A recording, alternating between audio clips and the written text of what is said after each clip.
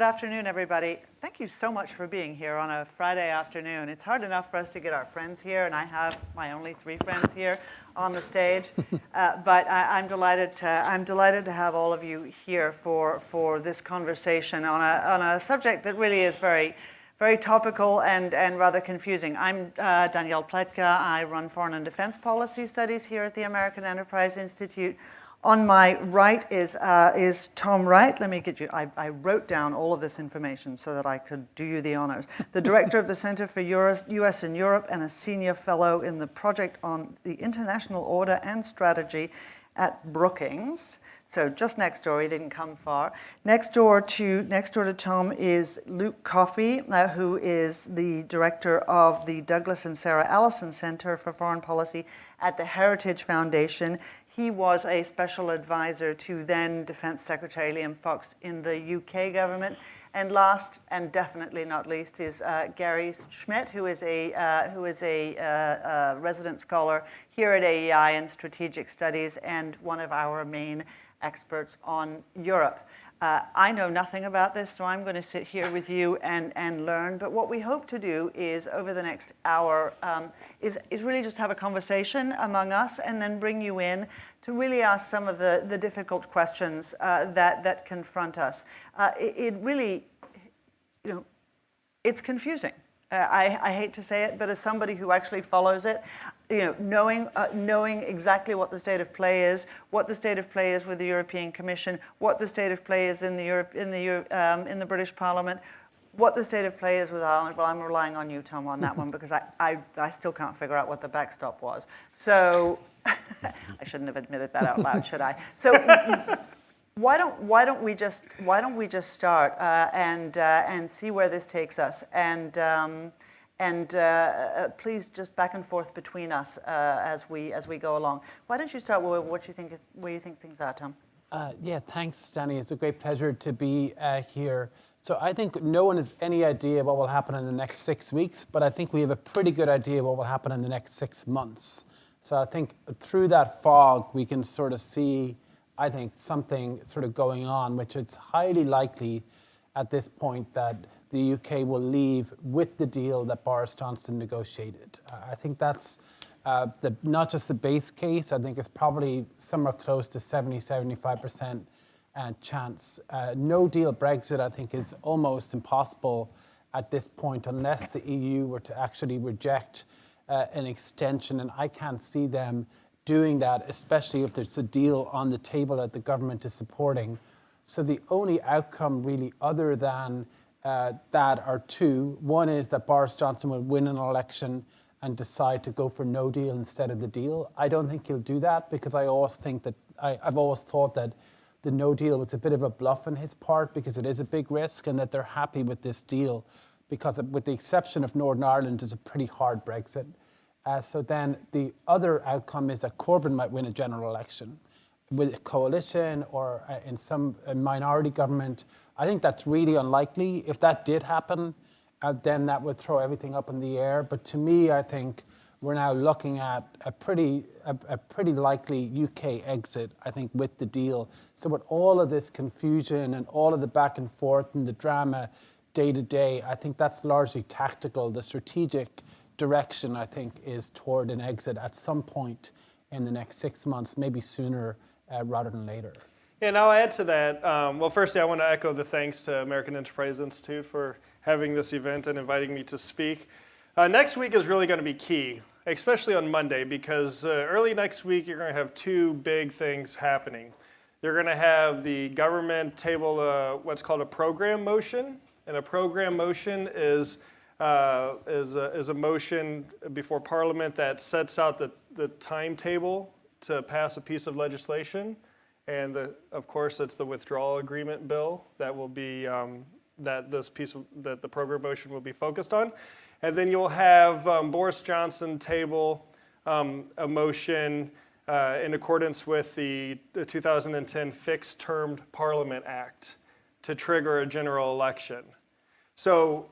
Right now, the reason why this is unpredictable is because the European Council, which is right now deciding on whether or not to give an extension, and if so, for how long, they're waiting for the UK to decide what they're going to do. What will the timeline for what will the program motion look like for voting on the withdrawal agreement?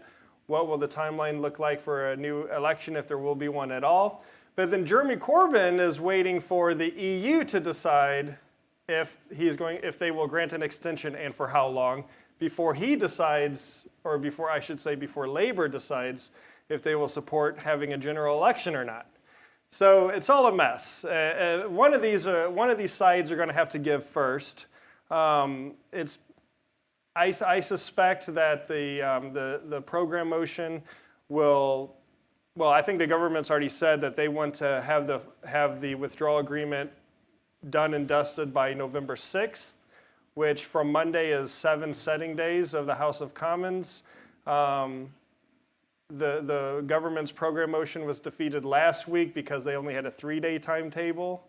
The government wants a short timetable because they don't want a bunch of crazy amendments thrown to the legislation. But if President Macron has his way and he has a shorter extension, I think you will see the energies of the government focus on getting withdrawal agreement through Parliament and then focus on having a general election as opposed to doing it the other way around. Focusing on getting the general election first and then getting out of the EU next. Because I think if the UK is still in the European Union when the next election happens, it's going to create some problems for the Conservative Party and for Labour to a certain extent because of the Brexit Party taking up a huge chunk of the support. So early next week will be crucial in terms of how this will play out. One thing I was going to ask is, do you think Labour, if Brexit happens and the economy immediately sort of looks like it's slowing down and there's all the complications that go with that, isn't it the case that Labour should just wait till the actual Brexit before they push for it or accept a new election? In In other words, don't they want the the problem set to sort of be out there that they can take advantage of? There are no economic indicators showing that the UK is going to have problems. The economy is relatively healthy. The IMF just predicted in July that they will end this year with the same level of growth as France and growing faster than Germany and Italy. It's a low bar, though. Yeah, but it's still economic growth. We're not talking about a recession by any stretch. But Luke, I mean, that's fair to say, as a sort of a talking point to say that there's not going to be a collapse or nothing terrible is going to happen, that all of the predictions of the apocalypse were in fact hysterical. But there's going to be a lot of confusion, even on that basic level. Yeah, of course. But I don't think there'd be enough confusion or negative economic impact to give Labour some sort of electoral advantage. Let's not forget, it's estimated that 148 Labour constituencies voted for Brexit.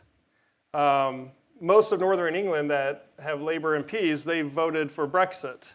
So this isn't clear-cut for Labour. And in fact, the Brexit issue is not clear-cut along political lines in the UK. I mean, this is an issue that transcends all political parties. Yeah, UKIP was the most prominent voice in all of this, but of the 17.4 million people that voted for Brexit, roughly only a quarter of those people are UKIP supporters. So 2/3 of them came from Labour, Tories, or perhaps you have the odd SNP that perhaps voted for Brexit. I'd be surprised, but so the bulk of the Brexit vote is divided between the two parties. So I don't think Labour stands to benefit from campaigning on a remain in the EU platform. Now the Liberal Democrats, of course, are another matter, but. So can someone explain to me whether the UK just took a step towards a whole island of Ireland and the dissolution of the United Kingdom as we now know it, as some are suggesting? I just on Luke's point, and then I get on to that. I mean, I think that Labour, I think they would like Brexit. I think Corbyn is different to Labour, right? But he is the leader of the party. I know, but he would like Brexit to happen, I think, because they have a policy that it's a total mess, and he's conflicted, and he's in a different position to his party. And so if it happened, maybe it would be on a left-right divide. I do think, I disagree with Luke, and I do think there will be an economic cost to Brexit, but that probably won't kick in for at least a year till the end of the transition period. So everything sort of stays still immediately when Brexit happens. So a month afterwards, we're not really going to notice all that much, I think, in terms of, it's not a cliff like a no deal will be. A cliff, the no deal has no transition period at all. So the day after is fundamentally different. That's not the case with the deal. So I think that's but just, so I think we can agree or disagree about the economic cost, but even if there was one, it's not really going to be felt immediately. Yeah. So I think that's, just in terms of electoral strategy. On Ireland, so Theresa May proposed a deal before her backstop deal in December 2017, which is almost identical to what they came up with this time. It's sort of a dual customs union thing, and it's very complicated, but the best way I can sort of describe it is Northern Ireland stays in the customs union in the UK, but if goods go into Northern Ireland, they're sort of assumed to be going on to the rest of the EU.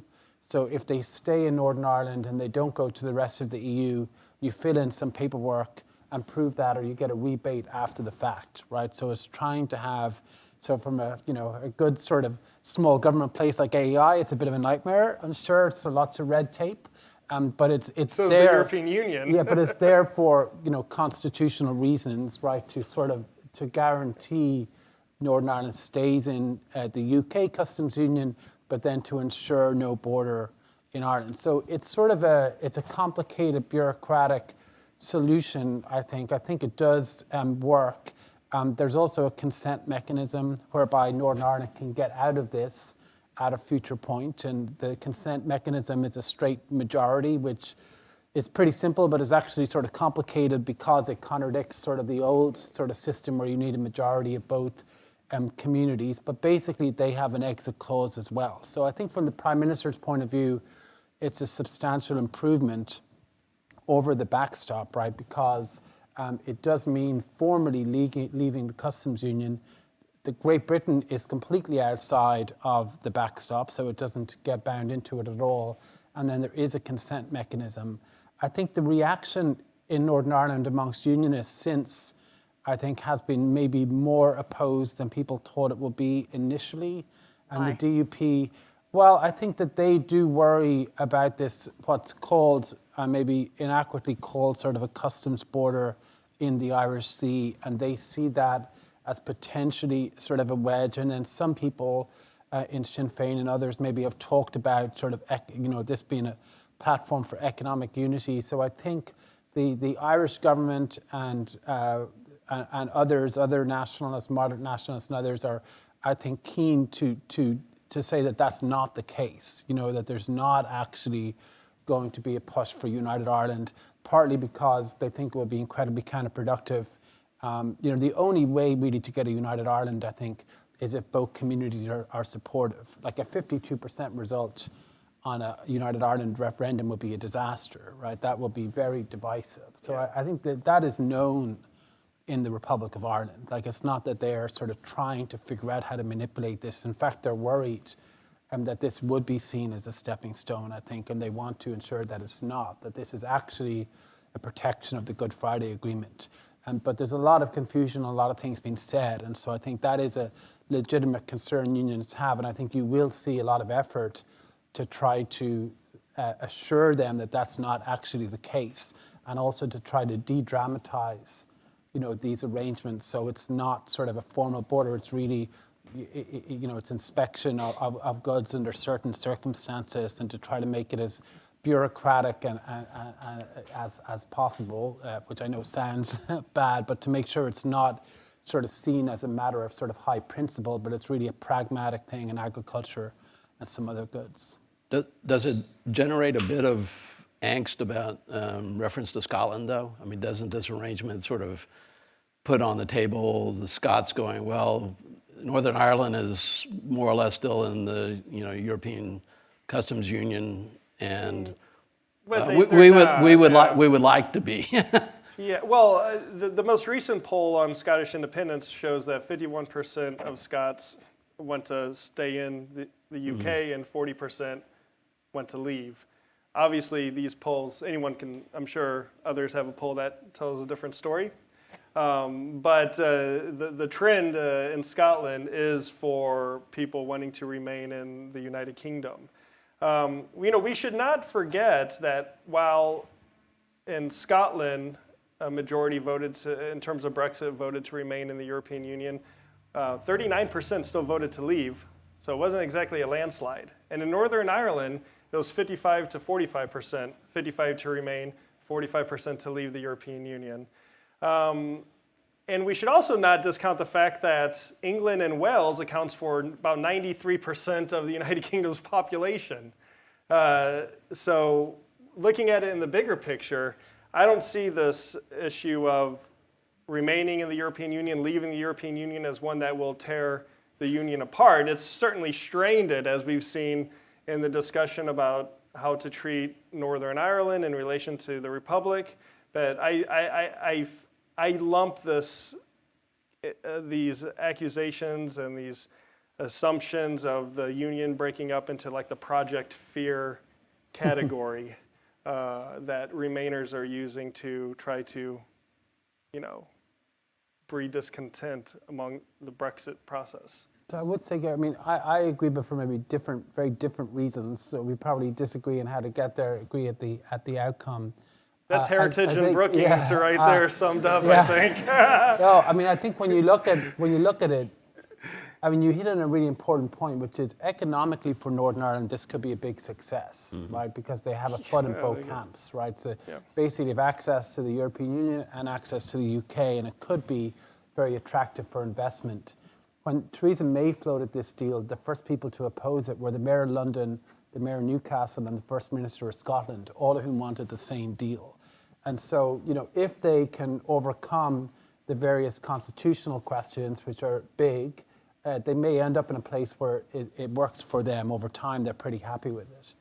The problem in Scotland, and I guess where I disagree with Luke, is that I think this is a disaster for Scotland. They want to remain in the EU.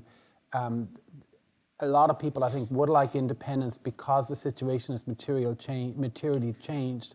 But they have two huge problems that I think will prevent them from leaving the UK.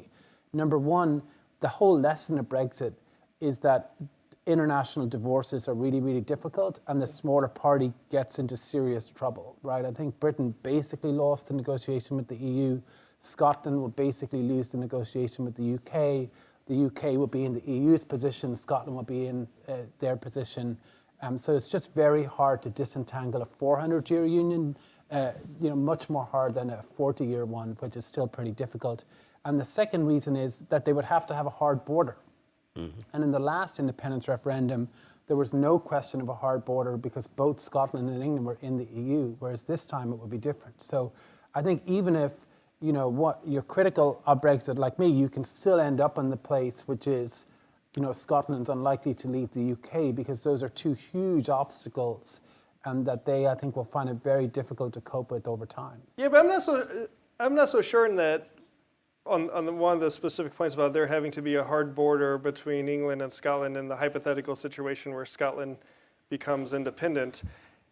And also, I find the Scottish Nationalist Party's position very curious when it comes to EU membership and independence because they're upset about Brexit because they have to leave the EU, but then they want to leave the United Kingdom while it's still in the European Union, which would not automatically guarantee EU membership.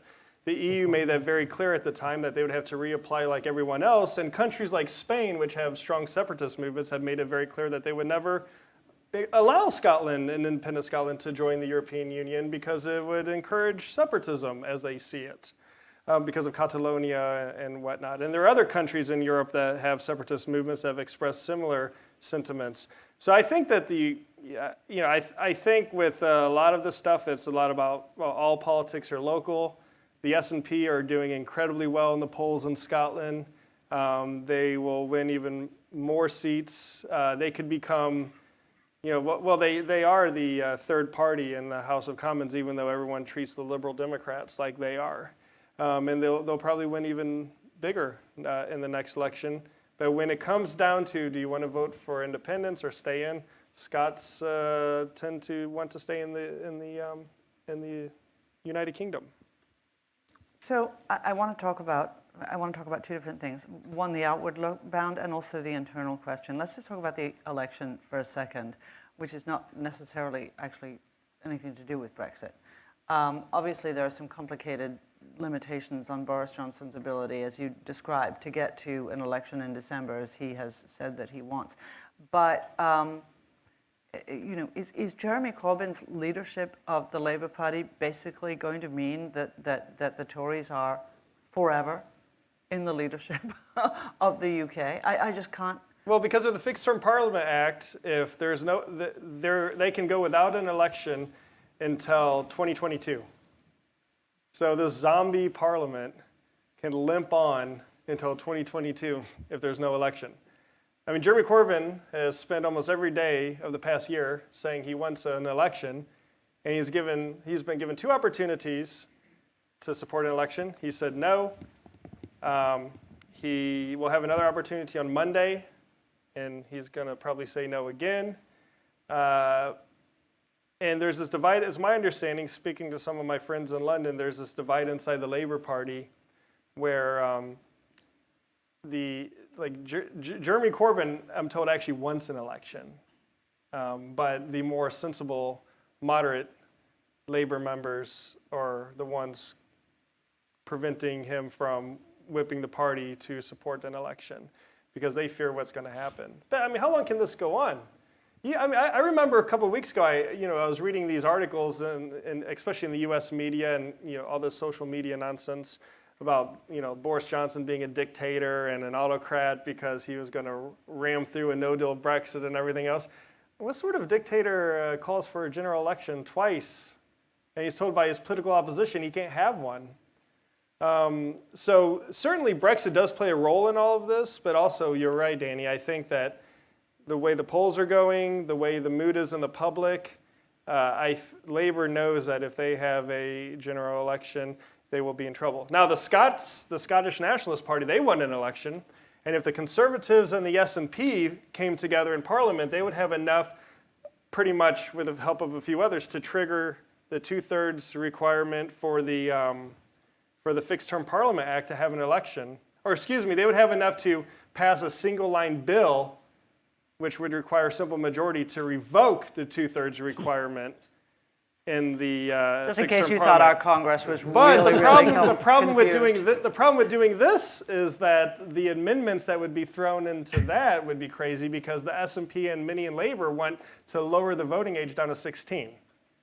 So the Tories know that they can't go this single-line bill route that would one-line bill, remove the Fixed Term Parliament Act, because there would probably be an amendment that then Labour and the SNP would team up together to lower the voting age. What do you think? When Theresa May had her snap election, she was 20 points up, and she ended up losing seats. So I think it's very hard, to know. But she still won the election. Well, yes, she sort of won the election, but if you come back, I mean, if you hold an election because you feel like you don't have a big enough majority to get something through and you come back with fewer seats, yeah, she won it. I'm just saying that from her point of view, she didn't win it. Yeah. From her point of view, it was a mistake to hold it. But what's interesting is that Corbyn was sort of assumed to be just, dead and buried at the beginning. There was a sane cause not to have an election. And the lesson I think both parties sort of took from that is it's a volatile situation, right? So we just don't really know. And the last time they wanted the election on Brexit, and that lasted a few days, and then they went on to austerity and other issues. So I think it's highly likely Boris Johnson wins the election. I think there is a big risk there for him too. Like, we don't really know what he would be like. People assume he'll be a good campaigner, but it's hard to know exactly what he would be like nationally. So I think but to your point, Danny, I mean, I think with Corbyn, if he does lose big, I think there'll be a recognition in Labour that they need to move to the centre. The problem is, and Luke was talking about various reforms, Fixed Term Parliaments Act and the like, the most consequential decision in the Labour Party was to give one member, one vote. Right. And so, so you have a parliamentary party that's much more to the centre than the membership. And so it's, they'll have a different, younger person, but probably in the Corbyn mould. I don't think that's really, sustainable electorally. There's not much evidence that the British people have sort of moved fundamentally in that direction. But look, the Prime Minister has a problem too in that, if Brexit is a mistake, and, we may disagree in this, but I think it's a mistake. We'll find out if it is or it isn't. But if Boris Johnson has a 4 or 5 year term, by the end of that term, his bet will have either paid off and the UK will be doing better than I thought, or it won't have and it will be doing much worse than he said. And at that point, I think they'll struggle to win the next election. Something will happen. It may not be Corbyn's Labour. It could be a Macron moment in the UK or something else. But something's got to give at some point, I think. So one of the issues we've talked about, sort of, the British side of things, but of course they're leaving the European Union. I think we should talk a little bit about what the impact of the UK leaving the European Union is, in particular on foreign policy issues, defense policy issues. I mean, one sense, of course, is that the sort of London-Berlin axis that was sort of kind of dominating a lot of these discussions previously in the EU, obviously is going to go away. Maybe not in a simple way, but that it's Paris and Berlin now, and what's the impact on European policy writ large when it comes to foreign policy and defense matters, do you think? I mean, for example, the question is, without the UK in these discussions, what's the likelihood of maintaining, sanctions on Russia? Tom? Oh, sure. Yeah. I'm sort of more optimistic about sanctions on Russia, actually, than on some of the other issues. I mean, I do think the UK leaving the EU is bad for the EU as well as, in my view, for the UK, where I think the UK is an incredibly valuable member of the EU. It's got real power projection capability. I think it's been a strong voice on sort of the key foreign policy and economic issues. And I do worry that an EU without the UK is a bit more protectionist. I think, on financial issues, for instance, you're likely to see, if you did have, say, an Elizabeth Warren presidency, I think you'd see a real meeting of minds between France and, the US, with the UK sort of frozen out of that in terms of financial regulation, all of those things. I think it does change it. But on sanctions on Russia, people were predicting before Trump was elected that the EU is going to get rid of sanctions on Russia and that it was only the US keeping them in place. Mm-hmm. And then he was elected and he didn't really care, or he was even in favor of lifting them, and they kept them on. So I think it's really Merkel who's doing that. I think Macron is beginning to rethink Russia policy. But the reason, in part, someone explained to me recently, is that with the US disengaging from the Middle East, or from Syria, Macron sees this as his only way to influence Putin. So he needs an open channel to Putin to try to shape policy in the Middle East. And there's a few other things that he wants to hedge on too. Yeah, so and Merkel will be stepping down. And Merkel will be stepping down. So I think it weakens it, but I think there's enough, with Poland, with Germany. I think France is sort of split on it. It's possible to keep that there, but we have to continue to work at it. It's not going to collapse. But for sure, I think the UK leaving weakens the EU as a foreign policy actor. Yeah, on the security and defense side of things, the UK has never been enthusiastic about any of these CSDP or previously ESDP or before that ESDI initiatives. Even the Labour Party, when they were in government under Blair and Brown, were very lukewarm about EU defense cooperation. Look, Britain is a continental power in Europe. It's been this way for a couple of 100 years, and it will be this way for a couple 100 more years, regardless if it's in the European Union or not. In 1919, the British were in Estonia helping the Estonians get their independence during the Russian Civil War, before they joined before the EU even existed. In 2019, 100 years later, there are about 800 British soldiers in Estonia helping Estonia defend its territorial integrity and defend its sovereignty against Russia again, and they will be there when Britain leaves the European Union. So I don't think that there are going to be any major practical implication. In fact, it could propel European Union defense integration, because it's always been the Brits that has either tried slowing down or vetoing a lot of the initiatives. In terms of lost influence on the global stage, again, I don't think it's going to impact the European Union very much because I think the axis was always between Paris and Berlin. London was always like the odd person out there. Not all the time, but I feel like most of the time. I mean, let's not forget that the United Kingdom holds the dubious record of being the most outvoted member state in the European Council. So this idea that they had all this huge influence in the EU, I think it's a little bit hyped. Granted, they had a little more influence in like Malta or something like that, but let's not, we shouldn't pretend like they were calling all the shots behind the scenes. And now that the UK is gone, the EU is not going to know how to behave as an actor. I think the EU will continue right along and, in fact, probably excel and progress in some areas because they always had the UK slowing or blocking things down on the defense front. Do we think that, what do we think that the ultimate relationship between the EU and the UK is going to be? And let's sort of add in as well what you all think is the other prospects for a US-UK FTA or some sort of separate agreement. Well, I think the UK-EU relationship will be a very close one. I don't understand why it has to be either or. It's not like the UK leaves and so let's destroy the EU, or the UK must stay in the EU, or the UK can't survive in the outside world.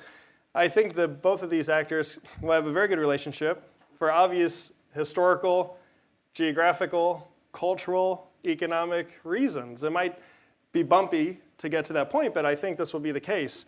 And I think... No, I take that point, but at some point, I mean, at least in Brussels, they have to think that if there's Brexit and then over the next year or so, there's all these agreements that basically sort of, in a practical way, sort of retie in a beneficial way London to the European continent and all these different facets.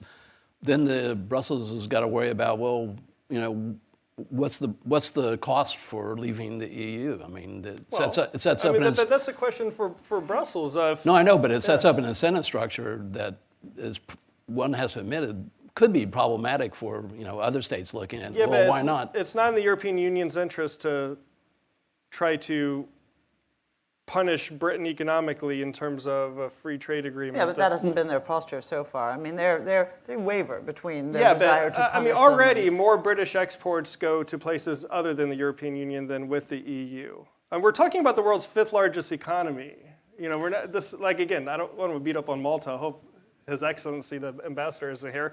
But this isn't Malta. This is the United Kingdom of Great Britain and Northern Ireland, which is a permanent member of the UN Security Council, which has the 5th largest economy in the world, which already trades more outside of the EU than it does with the EU, which is the head of the Commonwealth of Nations, which, the idea that Britain cannot survive or the EU cannot survive without Britain, I think, is wrong. And I think both will be able to succeed. That's not what I was saying. But I think, I mean, look, it's not about the EU trying to punish the UK, right? We're going to have 10 years, basically, of negotiations between the UK and EU on all of these things, from regulation to fisheries. And in that negotiation, one party to that is much, much larger than the other, right? And the UK is going to be in very difficult negotiations, probably on the losing side for most of that 10-year period. And the EU will use the leverage that they have to sort of get what they want, which they see as fair, right? I mean, it's not that it's going to be punitive. It's just that, it's basically a divorce, and they're arguing about different sort of key things in terms of, For those who've been through divorce, it's always punitive. I think it will feel that way, right? I think it's not. I don't think the intent is that way, but it will feel. And so I do worry about that long-term relationship, and I worry about the impact on British politics as they sort of realize this. So I think that is a big problem. And, saying more, basically half or just over half of Britain's trade is with the rest of the world is another way of saying half of their trade is with the EU. I mean, this is a big partner almost. On the US-UK FTA, I mean, I've thought this is basically a bit of a ruse all along, right? I think it's helpful to the Prime Minister because it's part of a narrative, and it's helpful to Trump because it's part of a narrative, but it doesn't really add up in the short term, because if you are London in this situation, the bigger your deal is with the US on regulations and alignment, the smaller the deal is with the EU, right? It's sort of a Why zero is it something. a zero? Why? Because it's not about tariffs. It's about, as Wilbur Ross has made sort of clear, it's about regulations and standards, right? So the Trump position to London is, you should adopt our regulations and abandon the EU's ones, which means that you can have a very expansive agreement with the United States, but then when you go to have that trade deal with the EU 27, you've already decided on all of the things you want to negotiate, and so you cut yourself out of a lot of those markets. So I think just from a rational point of view, what they need to do is to basically do two in sequence, in sort of parallel, but then conclude the EU one first, because it's a larger partner,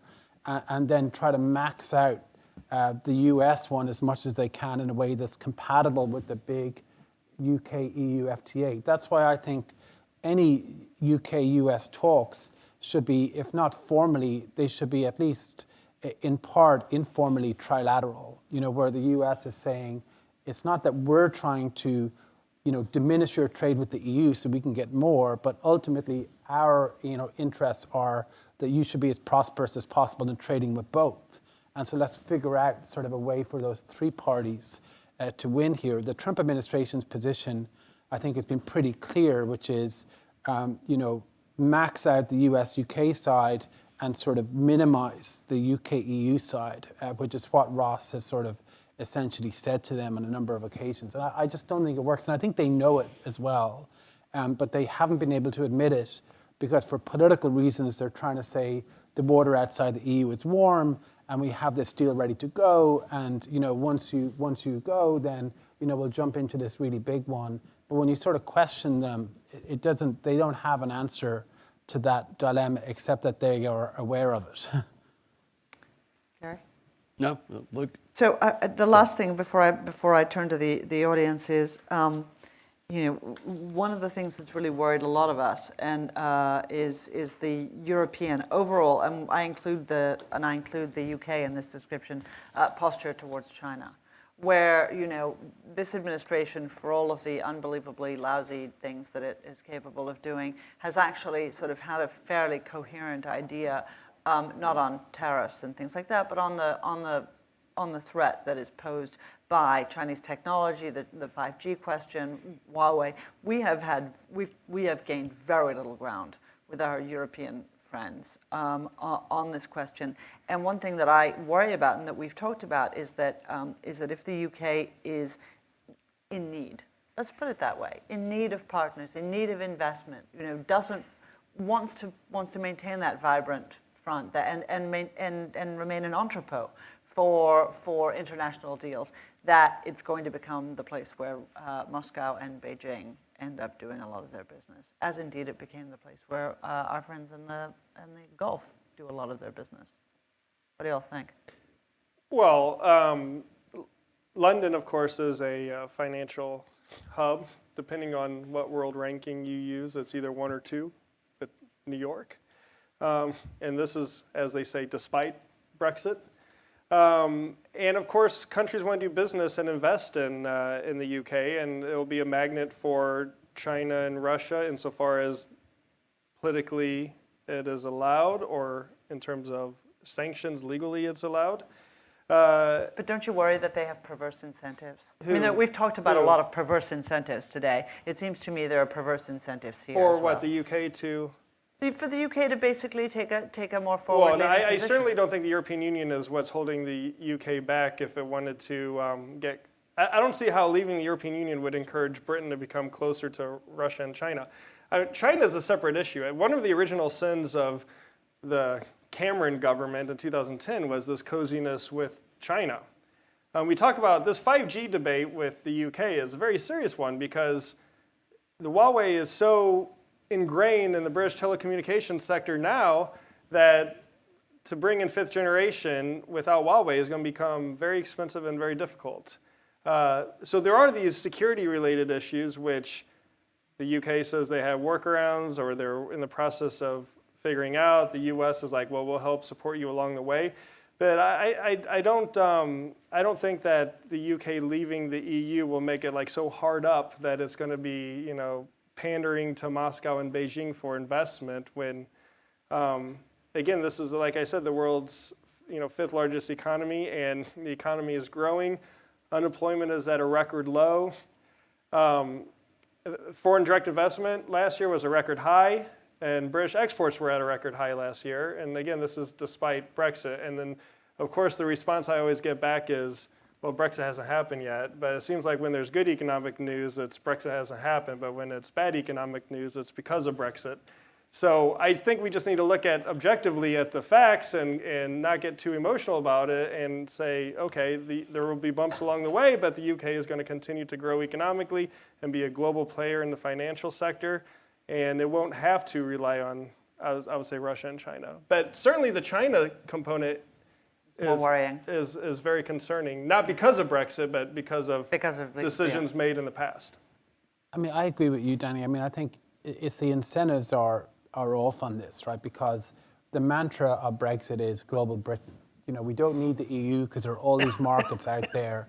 It's as if the world is sort of waiting for, free trade, that we're not in 2019. I sometimes say it's a bit like, if you turned communist in 1990, the timing is bad. It's, becoming sort of a global free trader in 2019. I agree with that, but it's not as if there's a lot of partners. So if you look at the partners, there's the US, and that's a real thing, but there's already pretty much free trade between the US and UK, right? So the gains there are relatively modest. So then you have, China, India, Brazil, all of which are pretty problematic, right? So there aren't other countries, Japan, of course, the EU already has a free trade deal with Japan. So it's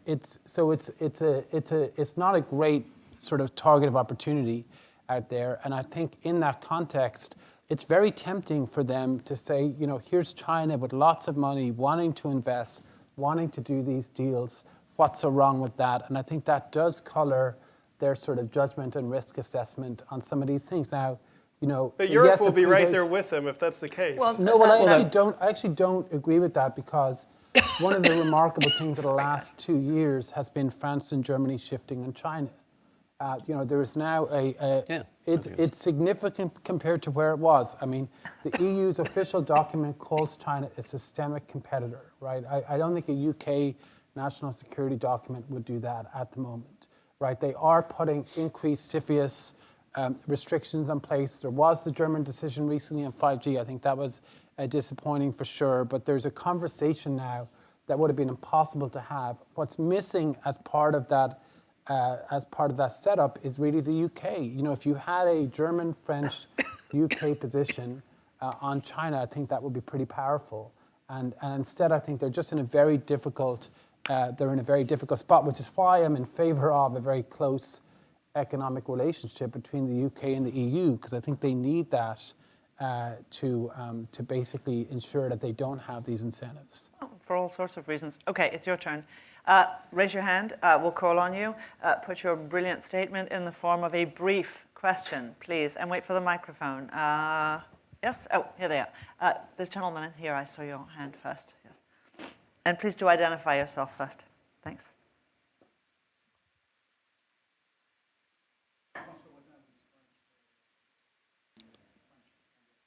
I don't think the mic's on. I don't think the mic's on. Sound, guys? I think she... All I heard was the accent, which led me to believe you must be French. How did you guess?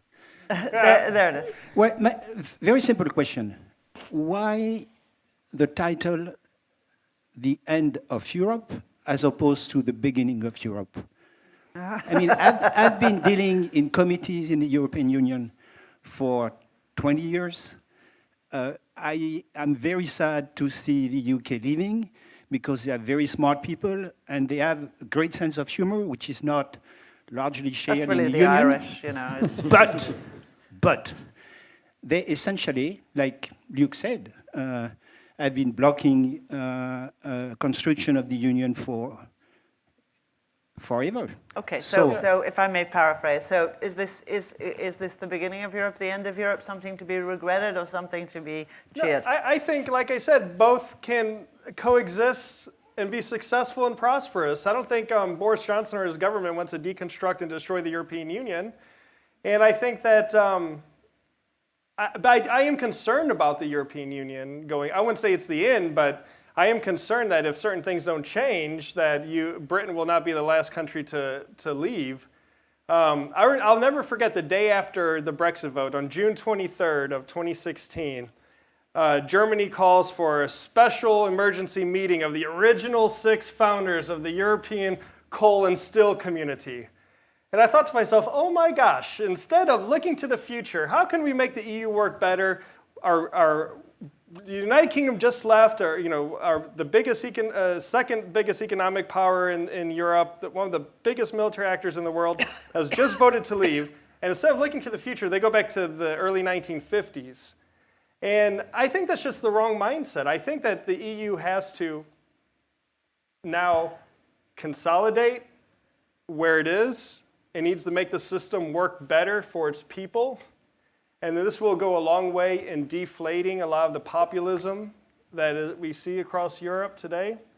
If you have a situation where like Italy, its economy is smaller now than it was in 2008. For years, you had 50% youth unemployment in Greece and in Spain. This has an impact on society. This is why populism comes about. So we have to find a way, the Europeans have to find a way to get it to work a little better, because a lot of the decisions taken in Brussels over the years has led to many of the economic challenges faced in the European Union, many of the social problems, and it's not sustainable in the long term. But I do think that both the UK and the EU will sail on ahead as good friends. Good to be a happy warrior. Did you want to add something, Gary? No, well, I mean, the question is going to be whether the EU will be, as a qualitative matter, better with the UK out. Economically, they won't be, because they're losing such a. Well, also, people forget that it's London that pushed the expansion of the European Union membership. I mean, so it had lead role in sort of creating what is the EU today. I'm not disagreeing totally with what you're saying, but I do think that the UK leaving the European Union makes the European Union less likely to be free trade and less likely to be stronger on the military and common defense front. I would just say, I think it's bad for the EU that the UK is leaving. But I think when the EU looks back on these negotiations, there were 2 things that they will sort of take positively out of it. One was they remained united throughout, and they actually basically won the negotiation, which I don't think everyone thought at the beginning.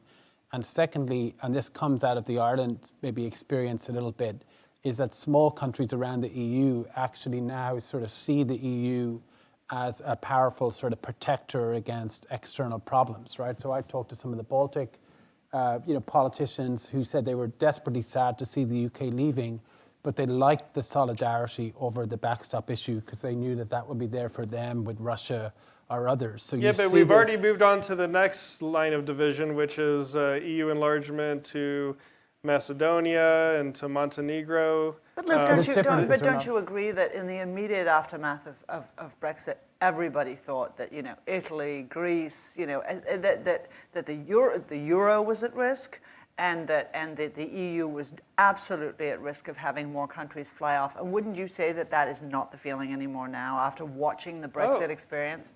Yeah, and like the here and now, if you take a snapshot, I don't think there's going to be any country voting to leave or wanting to leave the European Union anytime soon. But I don't think many of the economic policies are sustainable in the long term. I mean, you still have huge economic problems in the south of Europe. Yeah.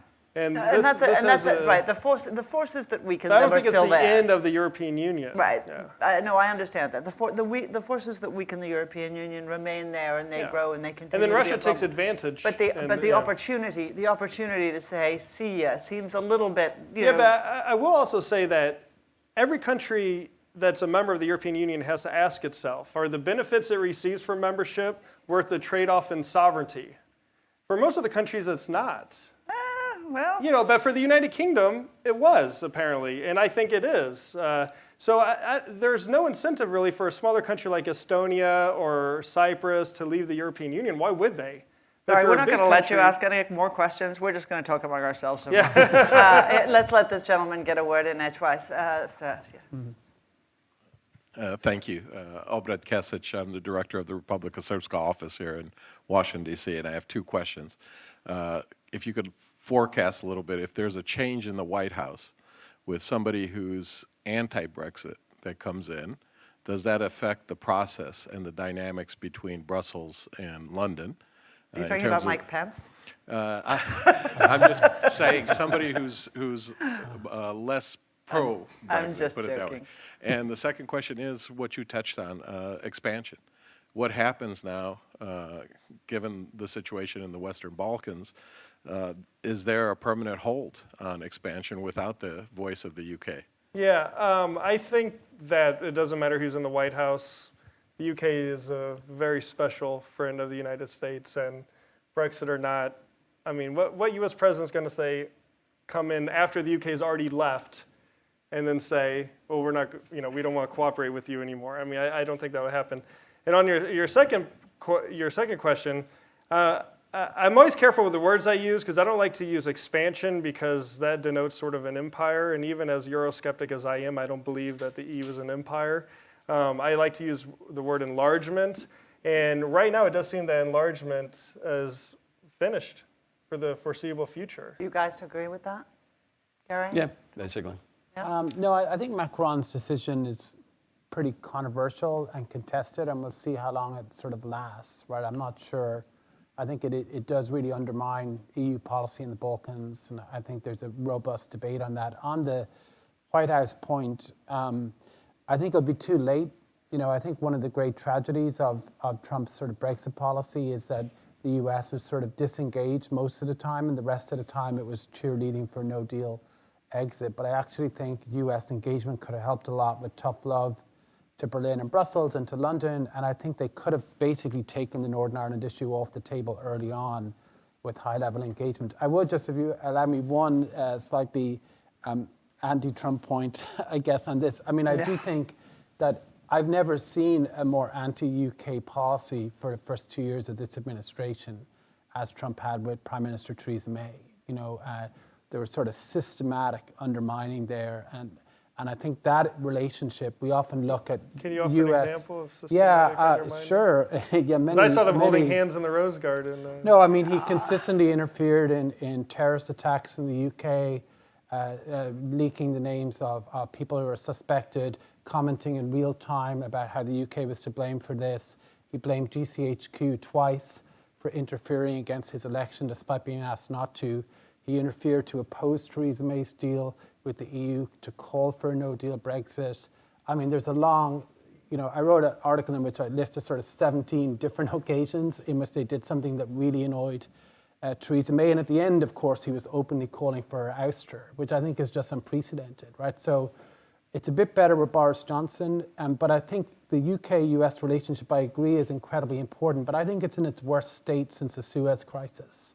I think it's really, really in trouble, and I think the next president, whoever it is, whether it's Mike Pence or a Democrat, needs to basically repair that relationship and try to ensure that there's a healthy triangle between the US, UK, and EU, because ultimately, whether the UK is in or out, and that's their decision, it's really important that that sort of group of allies works coherently together, not just in NATO, but on the broader array of political, economic, issues. I mean, of course, you're right.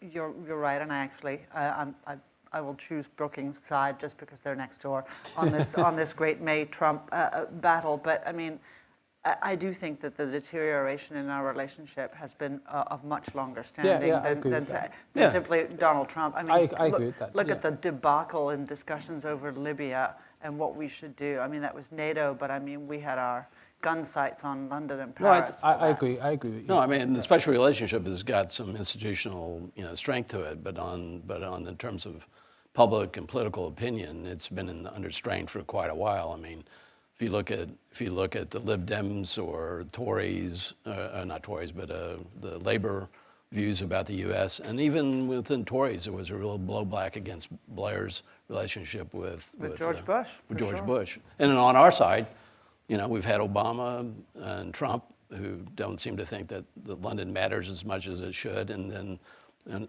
Democratic candidates, we're not sure what they think. I think we know they don't care about this very much. Last question, this gentleman right here. Benjamin Roig from the French Embassy. Just two remarks about what I heard about the French policy about that. First, about the We didn't EU. know you were here, or we never would have started. Would have been First, worse. about the EU. Apparently, the job. The EU is not so bad because a lot of countries still want to join it. Look at what happened in the Balkans. And second, for the decision of the President Macron about his opposition to the enlargement, it does not. We think it does not undermine the EU because he was the first French president to recognize the EU perspective of the country of the Balkans first. And what he said, and it's maybe you will appreciate, because he said that first we want the EU to consolidate, and second to enlarge. So just to explain the French position. Consolidation, then enlargement. Very French. Yes. And yet, it sounded very nice. Terrific. First of all, thank you all very much for being here. My panelists, I know Gary and I both thank Luke and Tom so much. Thank you for listening to us all bicker about this. I'm sure we'll continue bickering long after you're gone, but I'm very grateful that you were here at all. Thanks for coming. See you. Thank you.